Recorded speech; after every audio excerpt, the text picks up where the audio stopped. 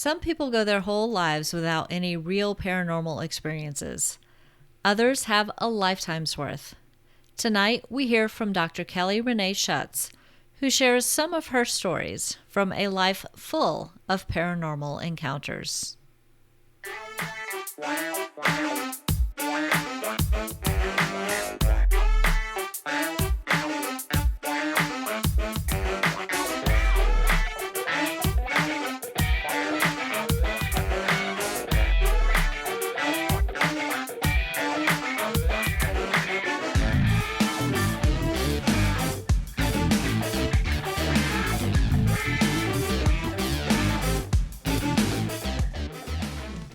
Welcome to the PEEP Podcast. I'm your host, Nicole Marock, and on this episode, I'll introduce you to Dr. Kelly Renee Schutz, an author, fellow podcaster, and sensitive who's had paranormal experiences since the age of 9, earlier if you count prophetic dreams. She can now recount them with the benefit of hindsight, which allows her to connect the dots, drawing lines through past events to make some sense of it all, thus making her stories even more fascinating. But first, I want to extend a warm welcome to all my new listeners. Whether you found the PEEP podcast through a random act of the internet, or you listened to the episode of Into the Fray that I was on in January, I'm thankful you're here. I hope you'll find the show a good mix of informational and entertaining content. Now back to this episode's topic. Dr. Schutz is a published author, paranormal investigation enthusiast, experiencer, citizen researcher, and featured workshop speaker. She has launched a book series entitled Paranormal Encounters.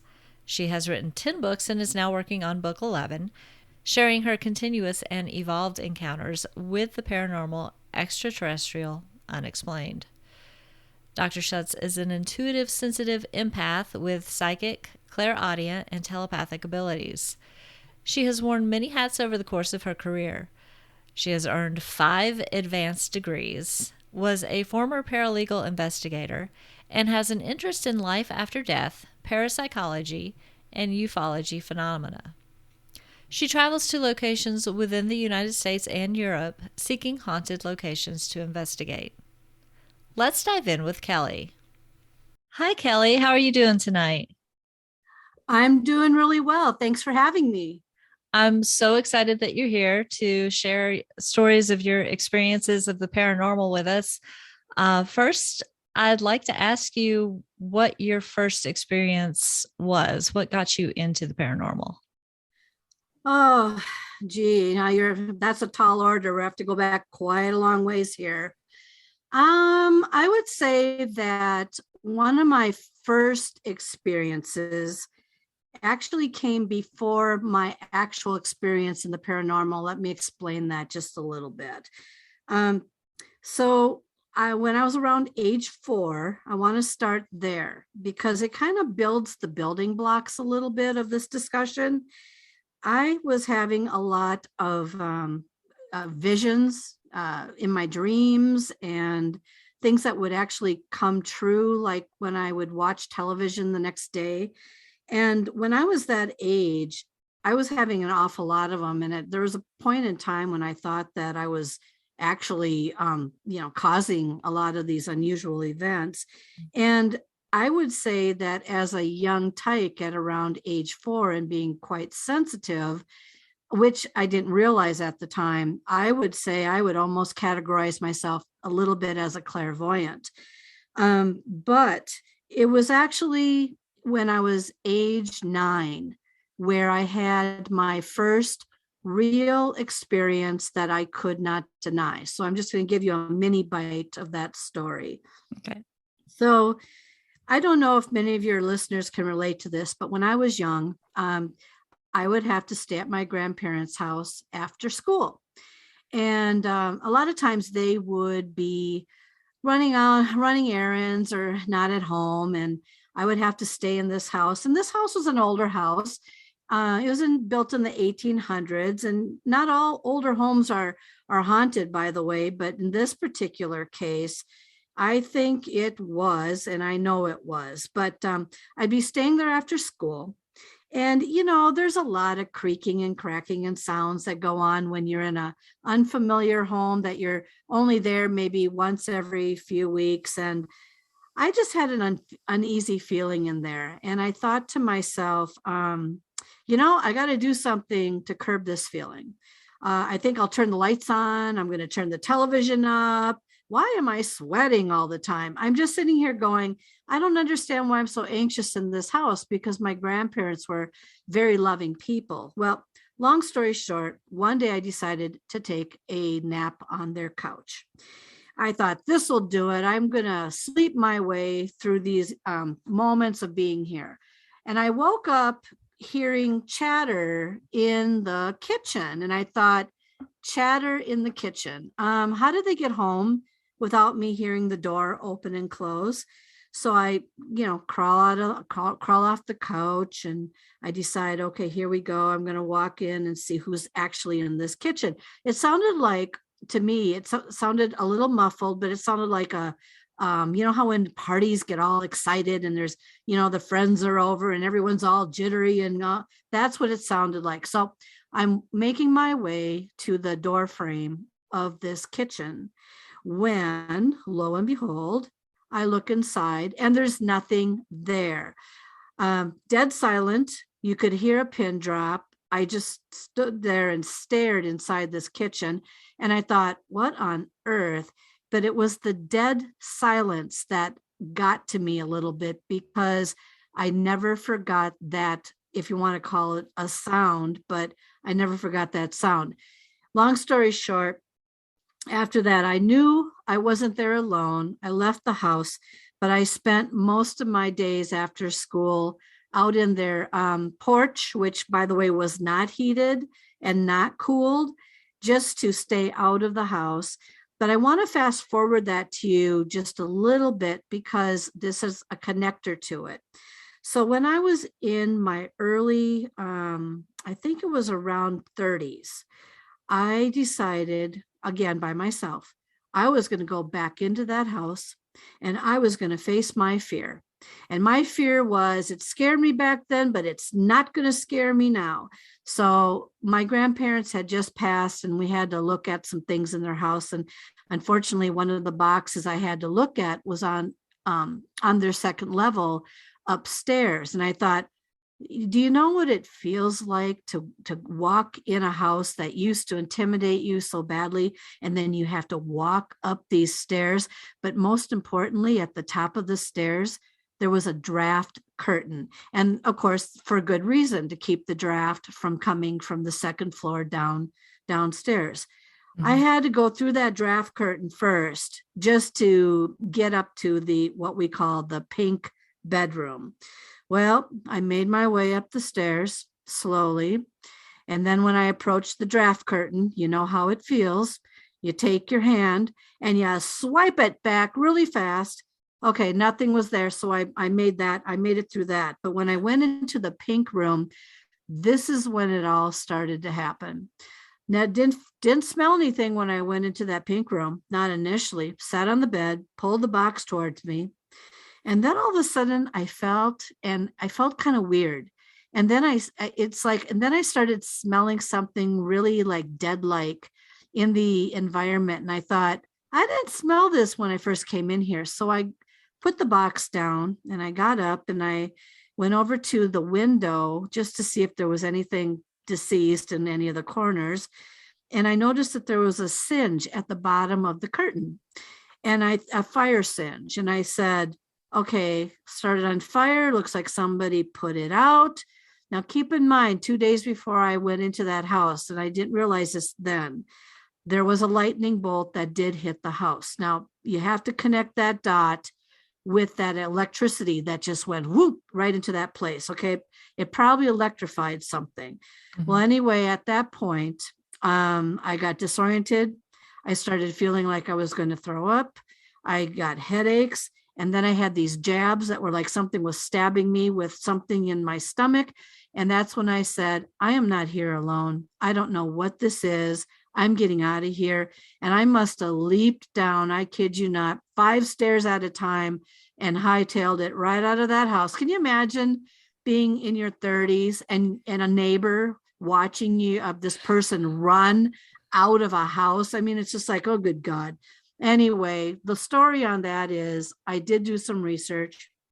I did discover that an older woman who originally owned the home before my grandparents, there was a fire in the kitchen. She died in that fire in the kitchen. And I thought, okay, now we're making some connections. Yes, the curtain was in front of an electrical outlet. When the lightning bolt hit the house, it probably started to electrify the curtain. However, putting that aside, it was like something had stopped the fire from engulfing that curtain, which was more interesting to me than just the idea that it was on fire. A couple years later, when we finally did the final division and we were in that house again, yes, there was many things that happened in there that could not be explained with my family in there as well. However, that was my first experience, and then kind of what happened after that. But yeah, that's how it all began for me. Wow, that's pretty dramatic. When you thought about, okay, actually, let me ask it a different way. So when the lightning bolt struck the house, was anybody in the house at the time? No, Okay. So there was nobody there to put the curtain out, no, which means that, or that something. could lead you to believe that something supernatural put the curtain out. The way the curtain looked with the singe at the bottom, there was no other explanation that something had to put that out. The curtain was so old and rickety, and it was just the way that if you pat something out, you've done it with paper before or something, and you pat it out, you can see how it makes those edges and those markings. That's how the curtain looked. Yeah, that's pretty amazing. And to think that somebody was still there watching over the house is, to me, that's a comforting thought, even though it was not a fun experience for you at the time. Well, and I don't know if it was if it was the woman who died in the house, or if it was something else that just decided to do a territory and territorialize.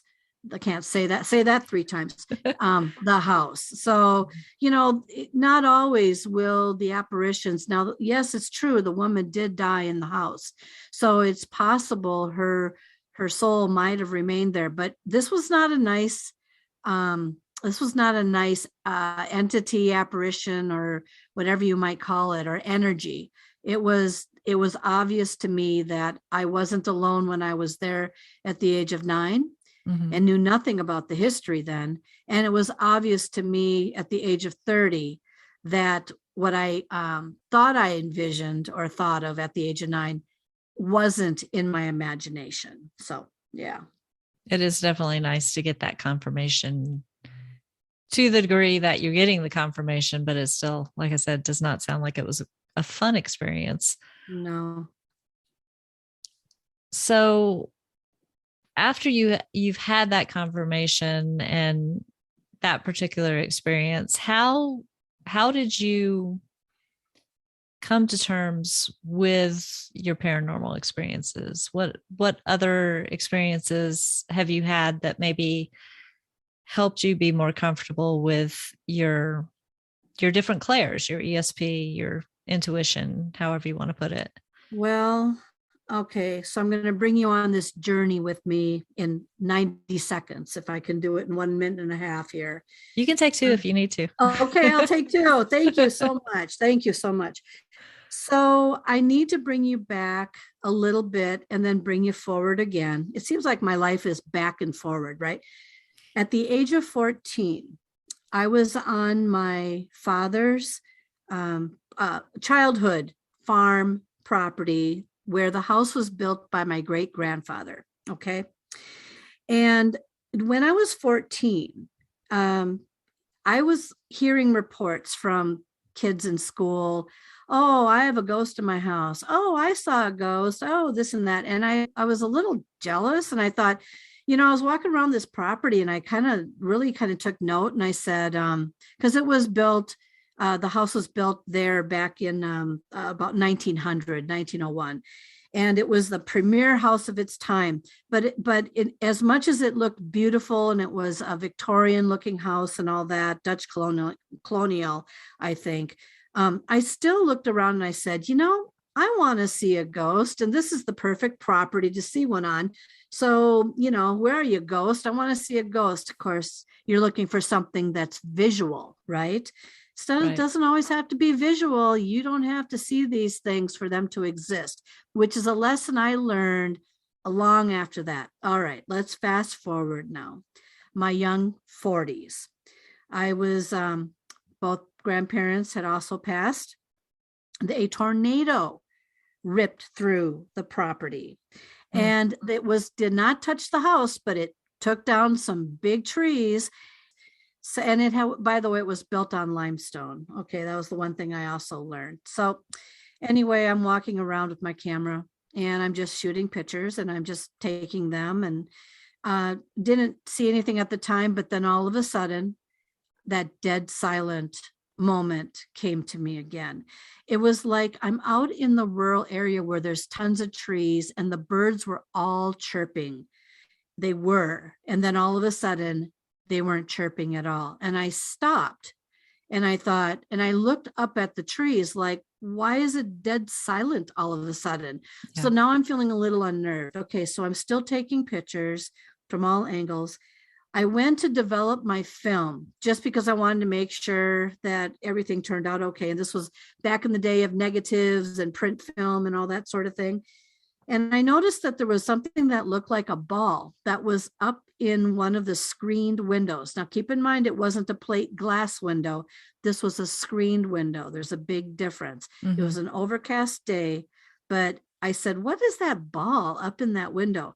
Anyway, thanks to technology, I was able to increase, what I was seeing on that picture.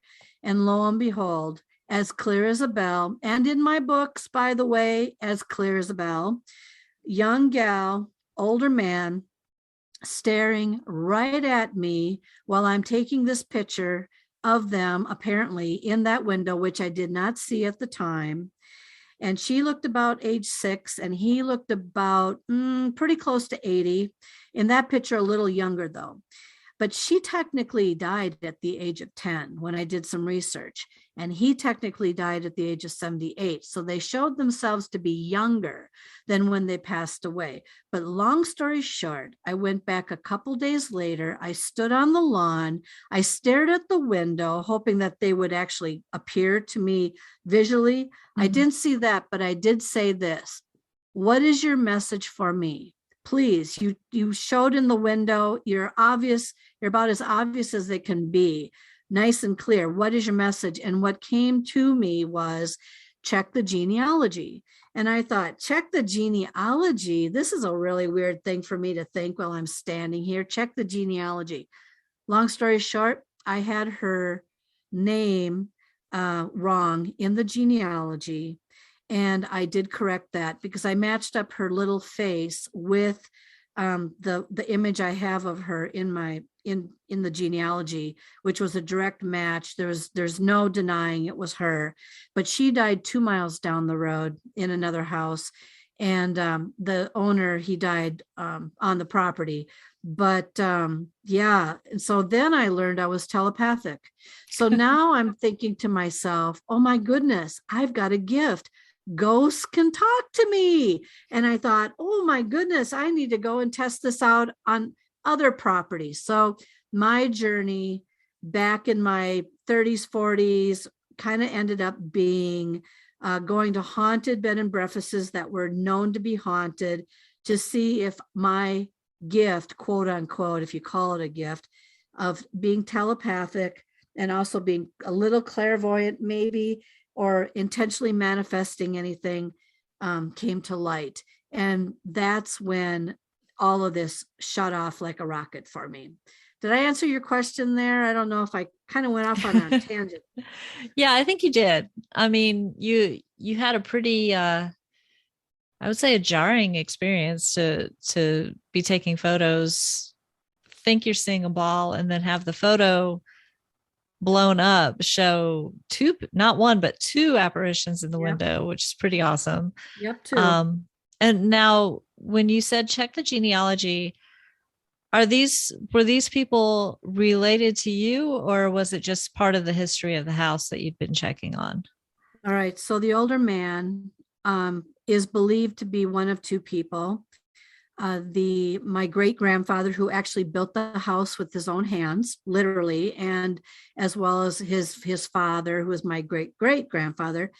And the young gal would be my great aunt, because when I matched her picture with the one that I have in my genealogy book, and I said, there's no denying it, that's her. But she died 2 miles down the road. So the other explanation, I talked to a psychic once, and everybody has their theories. The only other person, or that it could possibly be traveling with her, apparently could have been her doctor. And I know that sounds a little crazy, but I actually found a picture of who took care of her when she was dying. And I'll be darned, it's a coin flip. I'll tell you that right now. And why is it a coin flip? Because the gentleman in the window, it's obviously obvious, you can see his mustache, and the doctor had a mustache. My great grandfather, I believe from what I heard, wanted to have a mustache, but his wife didn't like them, so he did not sport that in the window. So it's either one of two: grandfather and doctor and girl. But I don't think it would be, in that case, anybody else. I really believe that's, and I don't think they were tricksters either. But I did go back to that house several times after that, just to make sure that I wasn't being lured back to the situation over and over again for other things to interact with me, as they would say. Gotcha. So when you say you got the message, check the genealogy, did you hear somebody else's voice, or did you get it intuitively? So maybe not a voice, but the words just kind of came to you. It's hard to explain intuitive to people who aren't intuitive. Yeah. So clairaudient is hearing somebody else's voice, and I've had those experiences too. But then intuitive is the words just come to you, but they didn't come from you, I guess. Yeah, way. both. I have had experiences where I would have, and my husband, he always shakes his head at me. Years ago, probably back in my 40s, I would hear the voice of a man, and I'd hear the voice of a woman. And the woman would be in my right ear and the man would be in my left ear. And I always gave them a name, and I thought I was going absolutely insane back then. But they would argue, like if a decision had to be made about something, they would literally, I'm not kidding you, argue in my head. And I would just say, stop, enough already. At that time, when I heard that voice come to me, it was something along the lines of a mix of intuition, but I never would have thought of the genealogy. That something had to direct me to that. It wasn't, I tell people this all the time. I may be a doctor and I know I'm pretty smart. However, I'm not that smart. Okay. So if you want to tell me that, this or that or whatever, I would have to say to you, I'm not sure how genealogy popped in, but the voice I heard would have been kind of a calming voice inside me, directive, and that's how I leave it at that, I guess. Kind of a flavor, being clairaudient and also intuition. That's really interesting. So you have this experience and you're like, wait a minute, I can hear ghosts. Pretty much. And so did you just immediately, grab your husband or a friend and say, hey, let's go hit all the scary spots? Yep, I did, and he has hated me ever since. Okay. he's my ghost bait, by the way. If I need any ghost bait, I bring him with me, because there's something to be said also about being with certain energies. He's kind of like a conduit, and so with me. And so when he and I are together, especially in really haunted places, things do happen, not necessarily from us creating it, but from us being like the extra energy battery or the antennas that somehow strengthen, which all of a sudden things just come a running. So, yeah, but his journey has been a little different too, though. For the longest time, he would experience this stuff with me, but he had his first visual ghost experience for the first time about 4 months ago when we were in Iowa at a museum, and he was on a boat sitting there at this museum.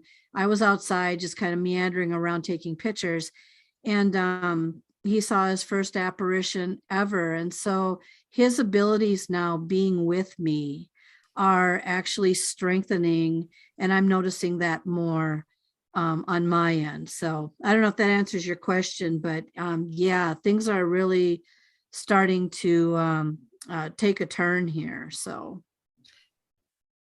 Do you think it's possible that because he's been with you for so long and having these adventures, he's becoming more open to having them himself?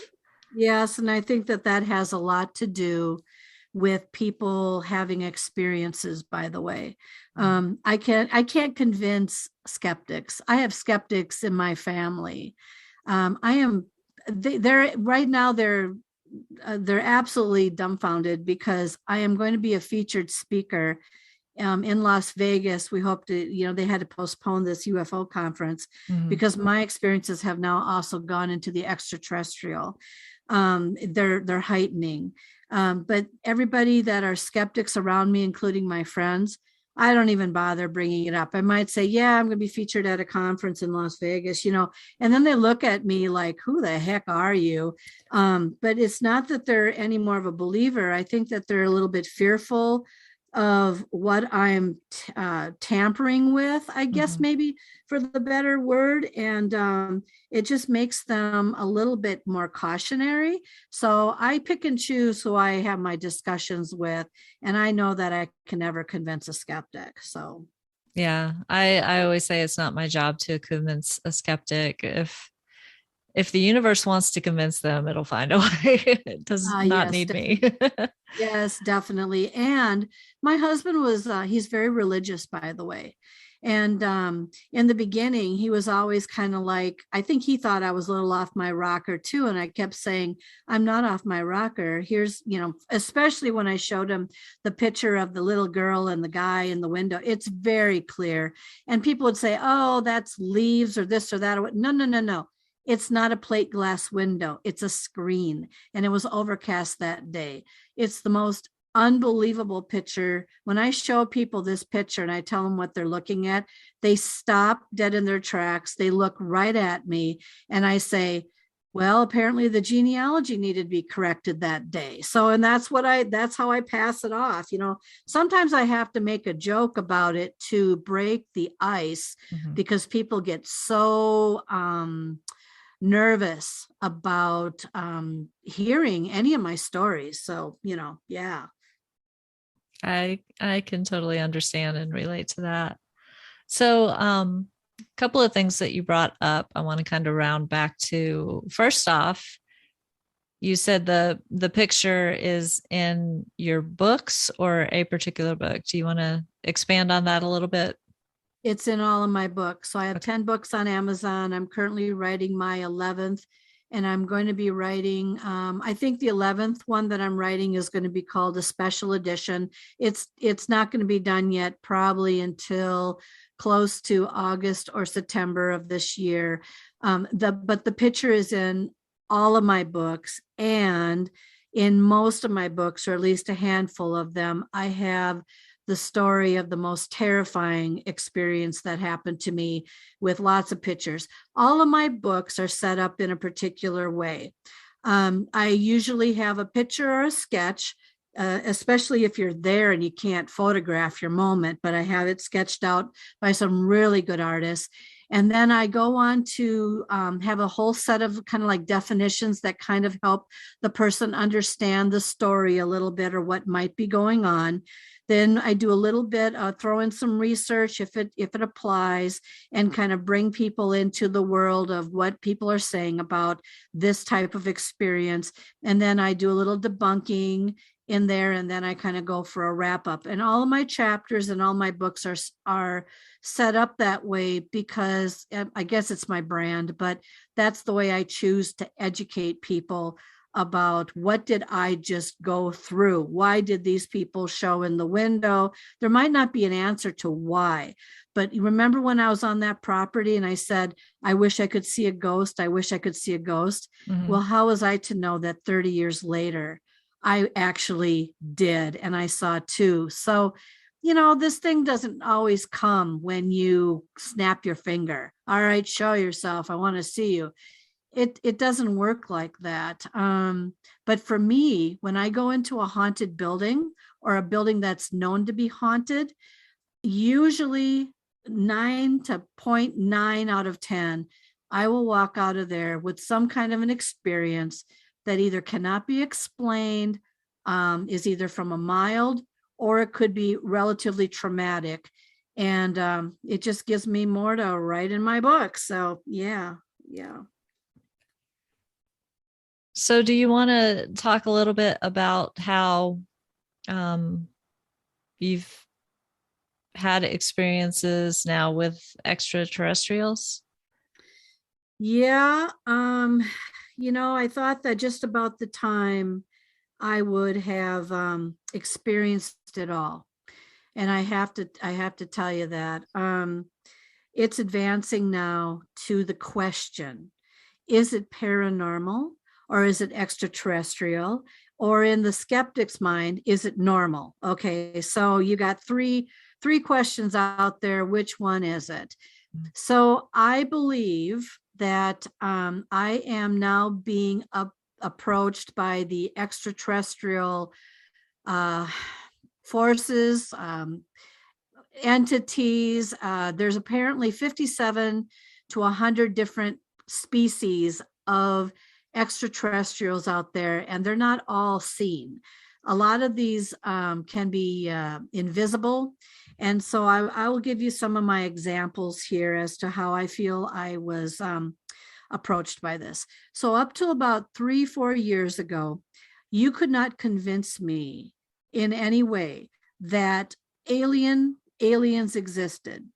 Of course, like being a skeptic, show me the proof. I want to see them, tell me why you think they exist. And so I went to a conference in Las Vegas, and it was on consciousness, and they had, UFO people there, and they had, the whole gamut there. And this one guy got up, and I was there with one question in mind. Is it me causing these events, or is it paranormal? All right, so I stood up and I said in the microphone, and I said, I need to know the answer to this question. Is what I'm experiencing in my life paranormal, or am I causing all of this myself? And he looked at me straight in the eye. I kid you not. If you could have just photographed that moment, you would have seen a very different Kelly. He looked at me and he said, from what you describe with your experiences that you have been through, and I'm talking about things like me affecting electronics and the ability to do many different things with my mind or my body. He looked at me and he said, I deal with abductees literally daily in what I do with, being an expert on this. He said, Kelly, how do you not know that at some point in your life you were not abducted and your memory was erased from the experience? And basically, in a nutshell, this is why everything has heightened in you, other than just being a believer, but has now strengthened in you to the point where some of these things are happening around you. And I stood there like with my thumb up my nose, and I just thought, oh my God, I feel so stupid, asking the question. But it was at that point where he turned me from paranormal to extraterrestrial, and then wondering what was I having. So let's fast forward a little bit. So I'm in my hotel room in Las Vegas. I go to Las Vegas to write my books, by the way. Most of them have been written there. I don't know what brings me to Las Vegas, but that's why I go there. And I was on the highest floor you could possibly be in a very, very well glamorous hotel. And I was there by myself and I was staring out the window and I was saying, kind of looking around and going, if there's any UFO activity out here, yeah, make yourself known to me. Okay, well, oddly enough, at the point that I was going to bed, this room had a feature where you could turn the night lights on, just with the press of a button. And it was very, very, wonderful to be in this room. But anyway, my lights started to flicker. And I thought, oh God, I've got an electrical problem in here. I need these lights on. I'm not going to go to bed without a light on. And so then there was a tapping behind my head. And keep in mind that behind my head was a bathroom. So it's not like something could have tapped, but it was very obvious. I've heard tapping like that before. So then I said, I've got something paranormal in here. I am not alone. As usual, typical Las Vegas, very haunted. I've got somebody in here with me. And I just rolled over and I tried to just go to sleep. Okay, long story short, I wake up the next morning and I didn't feel right. Felt really cleansed. I felt really like something went through and replaced my blood with good, fresh, clean blood. I can't explain it. It's just a really weird feeling I had. I've never had it since. I had it one time in my house, but never had it since. And I never had it before. Fast forward, a couple months later, I was diagnosed with cancer. Now, this cancer is not a common cancer in my family, but the doctor did tell me that I was a miracle person. He just kept going on and on about how I was a miracle person. And then I had talked with the psychic who actually has had many UFO experiences herself. And I didn't even tell her about this story, by the way. I just sat there and she said, I need to tell you something. She said, something happened to you 3 years ago about you're in some kind of a hotel room and something was there to check your blood. And it went immobile. I was just frozen in my seat thinking, oh my God, you can't believe it. Now let's fast forward a little bit, shall we? To a couple years later, which was just pretty recent, but about 1.5 years ago. Woke up at home here and there was a blood red handprint on my body. And I'm talking blood red. And so if you were to match your hand up with it, what it looked like was if you take your right hand, flip your right hand upside down, and it was like an upside down right handprint over my chest. And basically it took 3 hours for it to disappear. I went and I showed my husband and he, of course, immediately he's like, I didn't touch you, but it had elongated fingers and it had one finger though that was crooked. And it was the crooked finger that still haunts me to this day. Now, what did it want? Who was it? Let's back up to the night before that handprint showed up. Went to bed about 2 a.m. I smelled something very perfumey around my nose. I thought it was my husband's shampoo. I said, I need to tell him tomorrow to get rid of that shampoo. It's nauseating. And so I pulled the covers over my face. And then how was I to know that the next morning you walk out of bed? Can you imagine going into the bathroom and not having a mirror behind you and having a handprint on your back? There is I looked up some research on this, about 900 to 1,000 reports, but there's probably more. Handprints that show up on babies' faces, people's backs, people's thighs, people's everywhere. Okay, mine showed up on my chest. But the ultimate question then that came to me was this paranormal or is this extraterrestrial? And because of the fingers being so elongated, and I've got a picture of this in my book, by the way, and because it took 3 hours to disappear, I just kept snapping pictures. It's like not gone yet. Yeah. It's what I believe to be extraterrestrial in nature because I have no other explanation as to how it could be paranormal. Now, I could be wrong, but that is one thing I'm still gonna try to uncover if I'm able. So yeah, I mean, there's things that are going on now that put it in. Which one is it? That's what's going on now with me. So I Yeah, hope that answered your question a little bit.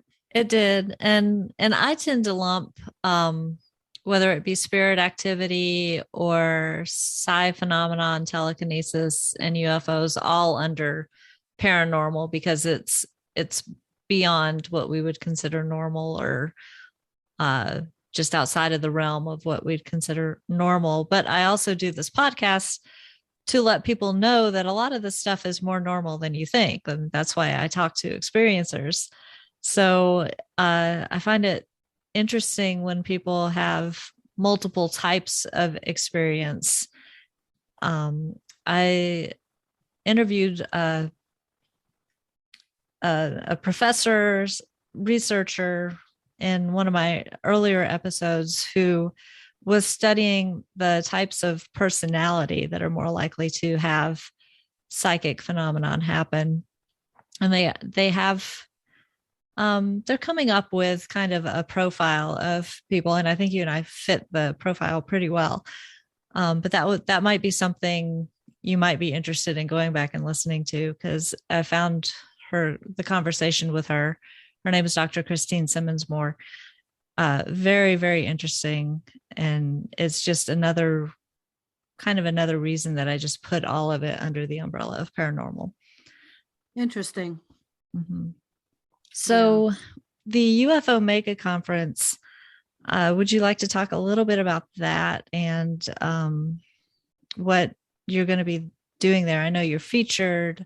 Are you a featured speaker? Are you doing a workshop? Could you give us a little more information about that? Sure, no problem. So the UFO Mega Conference, I'm going to give you your listeners some websites to go to here too. Cool. It was supposed to be in March of 2022. They had to postpone it because of the pandemic and mask mandates. And for those of you who go to this site, you're going to see the organizer's apology letter right on top of it, and just click out of it. He's just saying sorry, but he's trying to get it organized now for, well, he said 2023, but you never know. If he thinks he can pull this off for later this year, it could actually still happen. But I will always have this information on my Facebook page if anyone's kind of interested in following that or following it. So I am a featured workshop speaker, no different than a main speaker, with the exception of the fact that I am going to be showing a lot more of this stuff and engaging my audience in a lot of chatter about, and thank you for the name of that one person, because I definitely will add that bit into my talk, but it's about an hour and a half. And then there'll be an hour afterwards where people can come up and talk to me and, share experiences or just buy something or whatever. But the conference site is www.ufomegacon.com. And if you go there again, X out of the organizer's letter, scroll down to workshops, click on that, and I'm not too far down on the page. You're going to see me there, and you just click on read more. And then I'm going to be talking about all kinds of experiences, everything from paranormal to extraterrestrial, and then engaging the audience in the further discovery of what could some of this stuff be. And so that's that. And then I'm hoping I'm not sure if I'm going to be presenting yet. I just signed up actually today to be a vendor at the Minnesota Paracon Conference. It's called Minnesota Para Unity Conference, which is going to be held on September 29th to October 1st at Mystic Lake Casino in Minnesota. And I'm going to be there as a vendor, and I'm going to have some of my books there and all that sort of thing. But there's also an opportunity possibly that vendors can also do mini presentations, and I might see if I can do a mini presentation just to engage people. And then if you're and how to get to that is www.mnparacon.com. I think that'll get you there. And then finally, my website is www.paranormaluniversalpress.com. And on that website, you're going to see my 10 book covers, and then you're going to see my little kind of feature bio of myself. And then you'll be able to understand a little bit more about who I am and my background a little bit. And yeah. And then, of course, if you want to follow me on Facebook at all, you may do so. I do put up announcements. You would just go and put in the search bar Dr. Kelly Schutz, which is DrKellysChutz, or Paranormal Encounters podcast series. Which reminds me, if you're interested in hearing any of my podcasts, go back to the Paranormal Universal Press website, and you're going to see a button in the upper right called Podomatic. Click on the tab. That'll bring you into my podcast site. I'm nearing 100 episodes. Been doing this for about 5 years now. I've got a great following, lots of different topics. Lately, it's been nothing but my interviews, but people are very forgiving. And I do get guests on once in a while to try to engage in a lot of these discussions. So there you have it. That's how you can find me. Okay. And I will actually put the links to your website, the mega conference, and Minnesota Para-Unity conference on the show notes to this episode. So yeah, that'd be great. Yeah, it'll make it easier for the listeners to click on any of those and make plans to find you if they are able to get to the conferences. I'm really interested in the UFO Mega Conference. One of my goals for this year, which will carry into next year, is to actually get out back into the public more and go check out some of these paranormal and UFO conferences for myself.